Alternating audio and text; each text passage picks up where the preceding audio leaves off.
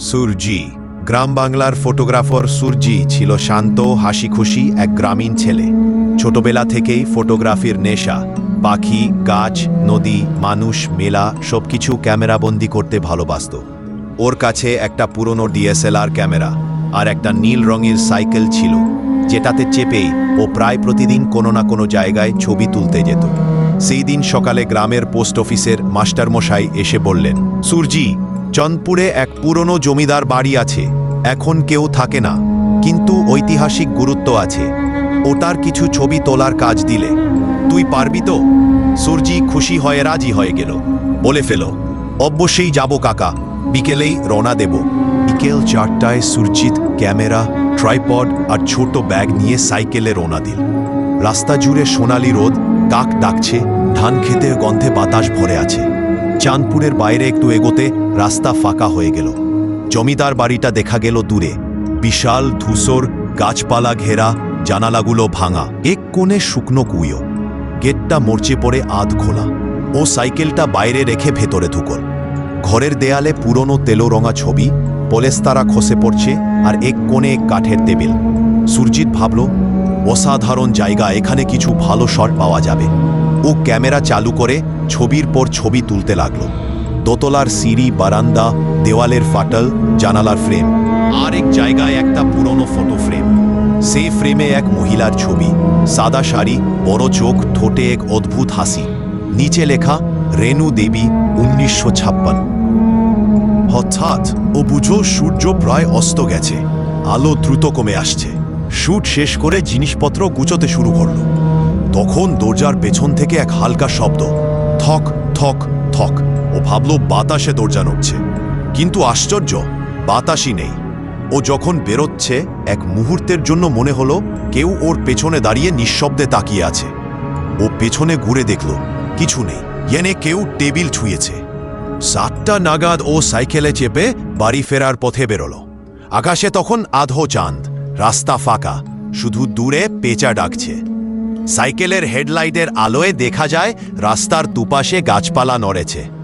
ওর মনে একটা চাপা ভয় কাজ করছে, কিন্তু ও নিজেকে বোঝাচ্ছে, ভয় পাবার কিছু নেই, আমি বড় ছেলে, এগুলো সব মনের ভুল। ঠিক তখন রাস্তার মাঝখানে কেউ দাঁড়িয়ে, সাদা কাপড় পরা এক মহিলা, মুখ ঝাপসা, চুল ছড়ানো। ও থেমে গেল। ঠাকুমা, আপনি কোথায় যাবেন? সাহায্য করব? কোনো উত্তর নেই। মহিলা এক পলকে বাঁদিকে থাকা বটগাছের পেছনে মিলিয়ে গেল। ওর গায়ে কাটা দিয়ে উঠল। সাইকেল চালিয়ে একটু এগোতে পেছন থেকে আওয়াজ এলো, সুরজিৎ, দাঁড়াও। ওর বুক ধড়ফড় করতে লাগলো। ওর নাম ধরে ডাকছে, কিন্তু এই রাস্তায় কেউ চেনে না ওকে। ও থেমে না গিয়ে প্যাডেল ঘোরাতে লাগলো আরো জোরে, কিন্তু যতই চালায় পেছন থেকে আওয়াজ আসে, এই সুরজিৎ, আমার ছবি কেন তুললি? ওর হাত পা ঠান্ডা হয়ে গেল। ও বুঝল এটা সেই মহিলার কণ্ঠ, রেণু দেবী। এক কোমায় সাইকেলের লাইট হঠাৎ নিভে গেল। ওরে চারপাশ অন্ধকার। হঠাৎ সামনে দেখা গেল একটি মহিলা, একদম কাছে দাঁড়িয়ে, চোখ নেই, শুধু কালো ফাঁকা দাগ। ওর মুখ দিয়ে চিৎকার বেরিয়ে এলো, আমি ভুল করেছি, আমি ছবি মুছে দেবি। কিন্তু মহিলা ঠোঁটে হালকা হাসি নিয়ে বলল, দেরি হয়ে গেছে। তীব্র ঠান্ডা বাতাস বইতে লাগলো, গাছের পাতা উড়ে গেল, সাইকেলটা উল্টে পড়ে গেল। সুরজিৎ প্রাণপণে দৌড়ে গ্রামের দিকে ছুটল। পিছন থেকে পায়ের শব্দ, ধাপ ধাপ ধাপ, যেন কেউ ওর পিছনে আসছে। অবশেষে ও নিজের গ্রামে পৌঁছে ঘরে ঢুকে দরজা বন্ধ করল। বুক ধড়ফড় করছে, শরীর ঘেমে একাকার। সকালবেলা ওর বন্ধু অর্পণ এসে জিজ্ঞেস করল, রাত্রিরে কি হয়েছিল রে, তোর মুখ ফ্যাকাশে? সুরজিৎ কিছু না বলে ক্যামেরা খুলে দেখল। সব ছবি ঠিক আছে, কিন্তু প্রতিটা ছবির কোণে একটা সাদা কাপড়ে ঢাকা মুখ। একই মহিলা, চোখবিহীন সেই মুখটা। ও তাড়াতাড়ি সব ছবি ডিলিট করল, কিন্তু পরের দিন আবার ক্যামেরা খুলে দেখল, ছবিগুলো আবার ফিরে এসেছে। সেই ঘটনার পর সুরজিৎ আর রাতে ফটোশুটে যায় না। সাইকেলটাও ঘরের কোণে পড়ে আছে, ধুলো জমে গেছে। গ্রামের লোকেরা বলে, রাতে চাঁদপুরের রাস্তা দিয়ে কেউ গেলে এখনো শোনা যায়, এই সুরজিৎ, আমার ছবি কেন তুললি? কেউ কেউ আবার বলে, কুয়াশার মধ্যে এক সাইকেল চলতে দেখা যায়, লাল সাইকেল, চালাচ্ছে কেউ না, তবু চেন ঘুরছে শব্দ করে। রাতের সেই ঘটনার পর প্রায় ভোরবেলা ঘুম ভাঙে সুরজিতের। মাথা ব্যথা, চোখ লাল, শরীর কেমন ভারী লাগছে। ওর মা দরজায় দাঁড়িয়ে বললেন, সারা রাত তুই ঘুমালি না নাকি? মুখ দেখে মনে হচ্ছে জ্বরে পড়বি। সুরজিৎ চুপচাপ উঠে জানালার দিকে তাকাল। সূর্যের আলো পড়েছে, কিন্তু মনে হচ্ছে আলোটা কেমন নিস্তেজ, ধুলোমাখা। ওর মায়ের কণ্ঠে চিন্তা মেশানো স্নেহে, তুই আবার ওই পুরনো বাড়ি গেছিলি না? ওইসব জায়গায় যাস না, ওসব ভালো না। ও মাথা নাড়ল, কিন্তু কিছু বলল না। মনে ভেতর বারবার সেই চোখবিহীন মুখটা ঘুরছে।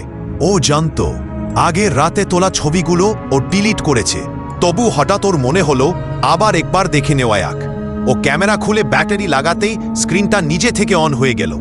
আর দেখা গেল গত রাতের সেই শেষ ছবি, বারান্দা ছবিটা, যেটা তুলেছিল সুরজিৎ নিজেই।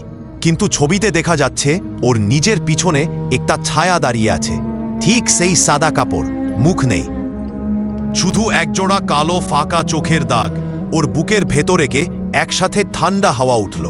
ক্যামেরা বন্ধ করতেই পর্দা কালো হয়ে গেল, কিন্তু স্ক্রিনে এক লাইন লেখা দেখা গেল, তুই ছবি তুলিস, আমি তোকে দেখি। সুরজিৎ চিৎকার করে ক্যামেরাটা টেবিলে ছুঁড়ে মারল। ওর বন্ধু অর্পণ দুপুরবেলা এল, হাতে চা আর বিস্কুট নিয়ে বলল, দেখ, আমি তোর ওই বাড়িটার বিষয়ে জেনেছি। ওখানে একসময় জমিদারের মেয়ে রেণু দেবী ছিল, আগুনে পুড়ে মারা যায়। তখন থেকেই লোকেরা বলে রাতের বেলা কেউ ছবি তুললে ওর মুখ ছবিতে দেখা যায়। সুরজিৎ কাপা গলায় বল, আমি ওর ছবি তুলেছিলাম। অর্পণ, ওই তো রেণু দেবী ছিল। অর্পণ হেসে ফেল, তুই অত ভাবিস না, মনের ভুল। কেমন লাগছে, জোর আছে নাকি? কিন্তু ঠিক তখনই ঘরের এক কোণে ক্যামেরা নিজে থেকেই টিক টিক শব্দ করতে শুরু করলো, যেন কেউ বোতাম টিপছে। অর্পণ চমকে উঠে বলো, দেখ না, ক্যামেরাটা কে চালাচ্ছে? ওরা দুজন তাকিয়ে দেখল ক্যামেরা ট্রাইপ্যাডে বসানো নেই, টেবিলের উপর পড়ে আছে। তবু শাটার ক্লিক করছে, যেন কেউ ছবি তুলছে, আর স্ক্রিনে ঝলকাচ্ছে সাদা কাপড়, চোখহীন চেহারা। সেদিন রাতে সুরজিতের ঘরে বাতাস থেমে গেল। জানালা বন্ধ, দরজা বন্ধ, তবু পর্দা নড়ছে। ও বিছানায় শুয়ে আছে, কিন্তু মনে হচ্ছে কেউ যেন জানালার বাইরে দাঁড়িয়ে আছে। একটা ফিসফিস শব্দ শোনা গেল, আমার ছবি কেন তুললি? এই সব শোনার পর সুরজিৎ আর একা সুলনা ঘরে। আর পরের বার কোনো ফটোশ্যুটের কাজ হলে ও একা যেত, ওর যে কোনো বন্ধুকে সঙ্গে নিয়ে যেত।